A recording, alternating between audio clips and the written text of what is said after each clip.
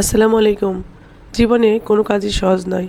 প্রতিটি কাজের পিছনে প্রচুর পরিশ্রম করতে হয়। পরিশ্রম মানুষকে তখনই ঠকায় না, যখন কিনা সেই পরিশ্রমটা একদম পারফেক্টভাবে করা যায়। ঠিক তেমনি আমরা যারা ইউটিউবে কাজ করতে আসছি, আমাদের প্রতিটা সময়, প্রতিটা সেকেন্ড অনেকটাই মূল্যবান। প্রতিটা দিন, প্রতিটা মুহূর্ত আমাদের কাছে মূল্যবান বলেই প্রতিটা সময় আমরা একেকটা টেনশনে থাকি যে কখন কোন ভিডিওটা দিব, কখন কোন ভিডিওটা এডিট করব। তো যাই হোক, আমার শরীরের অবস্থা অনেক বেশি খারাপ। সবাই অনেক দোয়া করবেন। আল্লাহ যেন খুব দ্রুত সুস্থ করে দেন। তো আজকে একটা নতুন রান্না নিয়ে চলে আসছি।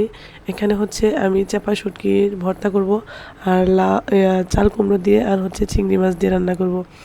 তো অনেক বেশি শরীর খারাপ সত্ত্বেও বাইরে রান্না করতে আসছি, কারণ রোমানার রান্নাঘরে আমার রান্নার ভিডিও দিতে হবে। তো যাই হোক, আপনাদের সাথে নতুন কোনো রেসিপি শেয়ার করতে পারতেছি না, কারণ ওই যে বললাম শরীরের অবস্থা অনেক বেশি খারাপ। তাই কিন্তু আপনারা আমার কণ্ঠ দিকেই কণ্ঠ শুনে বুঝতে পারতেছেন যে আমার শরীরটা কতটা খারাপ। এত কষ্ট হচ্ছে ভয়েস দিতে, সেটা আমি বলে বোঝাতে পারবো না। তো যাই হোক, সবাই দোয়া করবেন যাতে খুব দ্রুত সুস্থ হয়ে যায়। আর বাইরে রান্না করতে কিন্তু আমার অনেক বেশি ভালো লাগে। তবে যখন রোদ থাকে অনেক বেশি, তখন অনেক শরীর ঘেমে যায়। আর সেই ঘাম থেকেই গলায় ঘামটা বসে পড়ে, তখন হচ্ছে আস্তে আস্তে ঠান্ডাটা লেগে যায়। তো যাই হোক, আজকে হচ্ছে চাল কুমড়াটা রান্না করব, কারণ আমার শরীরটা যেহেতু অনেক বেশি খারাপ। তাই সংক্ষিপ্তের মধ্যে চেষ্টা করছি যে অল্প কিছু রান্না করে বাচ্চা কাচ্চা বা পরিবারদেরকে একটু খাবারের ব্যবস্থা করে দিই। সকালে যেহেতু শরীরটা অনেক বেশি খারাপ ছিল, তেমন কিছু রান্না করতে পারি নাই, শুধু আলু ভাজি আর হচ্ছে রুটিটা করে দিছি। বড় ছেলে হচ্ছে নাস্তা খেয়ে গেছে, টিফিনের জন্য নিয়ে গেছে। ছোট ছেলেকে স্কুলে দিয়ে ডাক্তার দেখিয়ে আসার সময় অল্প কিছু চিংড়ি মাছ নিয়ে আসছিলাম বাসায়, যেহেতু হচ্ছে চাল কুমড়া ছিল। তো সেটাই হচ্ছে রান্না করতেছিলাম। তো আপনার ভাইয়া বললো যে শুধু একটা তরকারি রান্না করবা, আর চলো অন্য কিছু করো। তো শুটকি ভর্তা করো, আমি সব কুটাকাটি করে দিই। তো জাস্ট আমি শুধু হচ্ছে ভাতটা বসিয়ে দিছি।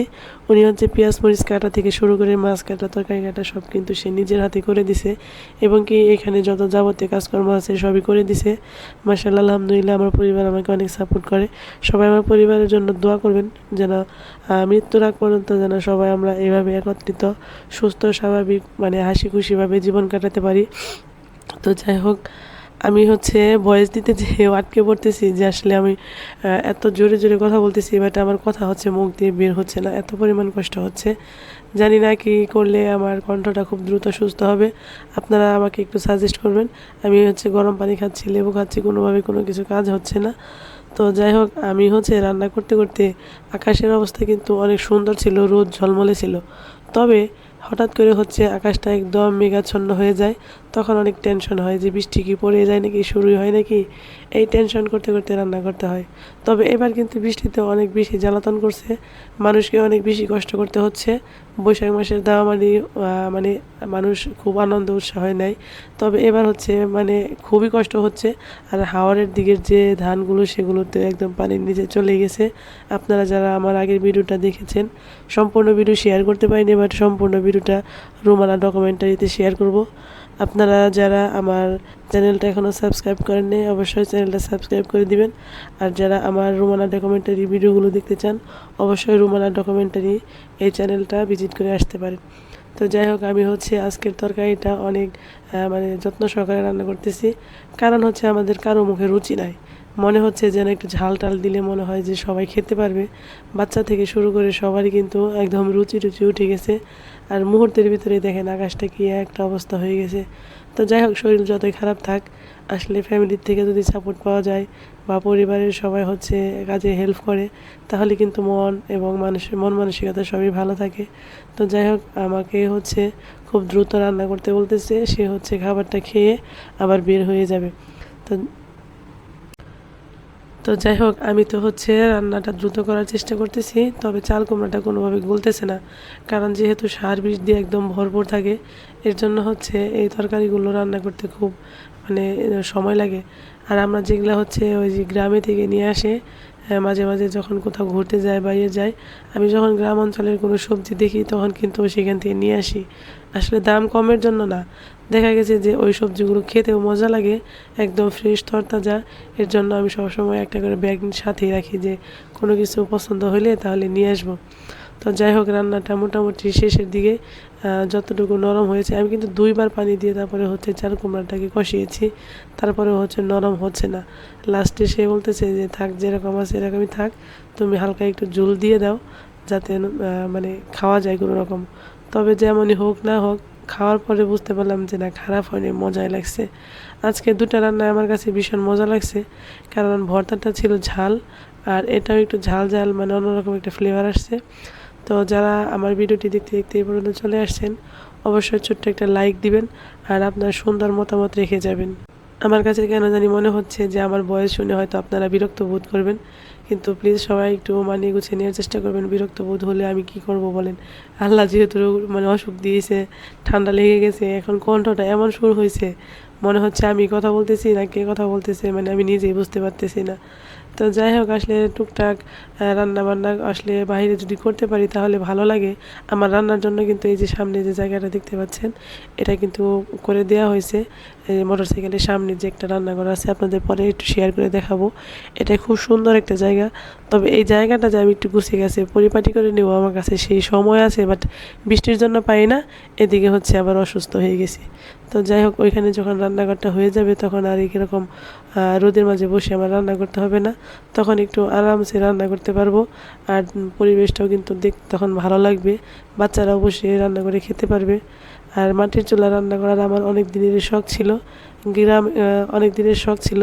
গ্রামের বাড়িতে ভাবছিলাম যে আসলে রান্নাঘর একটা করব বলে আর করা হয় না, কারণ যেহেতু আমি থাকি না, সেই সুবাদে হচ্ছে রান্নাঘরটা ওরকম সুন্দর করে করি না। যে যখন বাড়িতে না থাকা হয় তখন কিন্তু কোনো কিছুরই যত্ন হয় না, আর যত্ন না নিলে কিন্তু সেই জিনিসটা সুন্দরও থাকে না। তো যাই হোক, সব মিলিয়ে হচ্ছে একটা সময় হয়ে যাবে। আর এদিকে আমি কিন্তু তরকারিটা নামিয়ে নিয়ে ভর্তা বানানো শুরু করে দিয়েছি। এইটা হচ্ছে আমার ফার্স্ট টাইম এই পিশনি দিয়ে ভর্তা বানানো। তো আমার কাছে কিন্তু ভীষণ ভালো লেগেছে, খুব দ্রুত আমার ভর্তাটা হয়ে গেছে। আর এই মরিচটা হচ্ছে আধা ভাঙা থাকলে ভর্তাটা খেতে মজা লাগে। আর আমি আজকে তৈরি করতেছি হচ্ছে চাপা শুটকি দিয়ে, কাঁচা মরিচ, রসুন আর পেঁয়াজ দিয়ে খুব সুন্দর একটা ভর্তা। এটা গরম ভাতের সাথে লেবু দিয়ে খেতে দারুণ লাগে, এক কথায় অসাধারণ লেগেছে আমার কাছে। কারণ হচ্ছে রসুনটা আস্তে আস্তে ছিল, পেঁয়াজটাও আস্তে আস্তে ছিল, মানে খুব একটা গলেও নি, আবার খুব একটা আনামও ছিল না, সব মিলে একদম পারফেক্ট একটা ভর্তা হয়েছিল। আপনারা কে কে হচ্ছে এরকম করে ভর্তা খান কমেন্ট করে জানিয়ে যাবেন। আমি কিন্তু কখনোই শুটকি ভর্তা টর্তা এগুলো পছন্দ করতাম না। তবে হচ্ছে আমার বাসায় যে ভাড়াটিয়া ছিল ময়মনসিংহের, সে হচ্ছে প্রায় দেখতাম যে চাপা শুটকি ভর্তা করে খায়। তখন কিন্তু আমি এই চাপা শুটকিটাই চিনতাম না, যে আমরা শুধু খেতাম, মানে মা দেখতাম যে ছোটোবেলায় শুটকি করতো, যেমন পুঁটি মাছের শুটকি, তারপরে হচ্ছে আপনার ছোটো ছোটো নওলা মাছের শুটকি, টাকি মাছের শুটকি, এগুলো মা নিজের হাতে করতো, বা মাঝে মাঝে কিনেও নিয়ে আসতো চিংড়ি মাছের শুটকি এগুলো। বাট অন্যান্য যে শুটকি এগুলো আসলে খুব একটা কিনে খাওয়া হতো না, বা এই চাপা শুটকি টুটকি এগুলো আমরা খেতামও না। তো যাই হোক, সেই ভাবির কাছ থেকে হচ্ছে আমি ফার্স্ট টাইম 2020 সালে মনে হয়, 20 কি 19 এরকম হবে, তখন হচ্ছে খেয়ে আমার কাছে এত মজা লাগছিল, মাশাআল্লাহ আলহামদুলিল্লাহ। তখন থেকে হচ্ছে এই যে ভর্তা খাওয়াটা শুরু হয়েছে। তবে এটা বেশি খাওয়াও ঠিক হবে না, কারণ এর মধ্যে হচ্ছে অনেক ধরনের, যাই হোক, এটা নাই বলি, আবার অনেকের খাওয়া নষ্ট হয়ে যেতে পারে। তো আমি হচ্ছে অনেক দিন পরে খাচ্ছি, কারণ মুখে যেহেতু রুচি কমে গেছে, এর জন্য হচ্ছে ভাবলাম যে একটু খাই, ভালো লাগবে। তো মাঝে মাঝে হচ্ছে ভর্তা, মরিচ বাটা এগুলো খেলে কিন্তু ভীষণ মজা লাগে। আর আমি অল্প কিছু ভাতও নিয়ে নিয়েছিলাম, যে এখানে মেখে পাটায় যে আগে ছোটোবেলায় খেতাম সেরকম করে খাবো। আর হালকা একটু লেবু চিপিয়ে নিছি, তারপর হচ্ছে ঝাল ঝাল ভর্তা দিয়ে ভাতটা খেলাম, কী যে মজা লাগছে, সত্যি আলহামদুলিল্লাহ মাশাআল্লাহ অসাধারণ লাগছে। তো আমার খাওয়া দেখে সে আর লোভ সামলাতে বললো না, বললো যে আমাকে একটু দাও, এত ভাত কম নিয়ে আসছো কেন? তো আমি বললাম যে রুমে গিয়ে খাবো, ভাবলাম এখানে একটু খেয়ে নিই। তো তাকেও খাইয়ে দিলাম আর আমিও খেলাম। প্রিয় বন্ধুরা, সবাইকে অনেক অনেক ধন্যবাদ যারা ধৈর্য ধরে আমার ভিডিওটি দেখেছেন। সবাইকে জানাই আসসালামু আলাইকুম।